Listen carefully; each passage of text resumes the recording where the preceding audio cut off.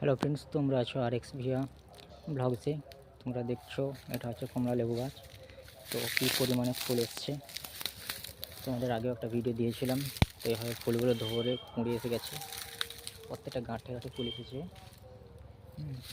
দেখো গাইস, প্রচণ্ড প্রচণ্ড ফুল এসছে, কী পরিমাণে ফুল এসছে। এটা ফুল আসার পরে একটা ওষুধ মেরে দেওয়া হয়েছিল কুঁড়ি ধরার জন্য। এই অবস্থায় কিন্তু ওষুধ মারা যাবে না, যেহেতু গুটি ধরে গেছে বা এইভাবে যখন থাকবে তখন হচ্ছে ফুলটা মারতে হবে। এইভাবে ফুটে গেলে ফুলটা ওষুধ মারা যাবে না, নাহলে পরাগ মিলন হবে না।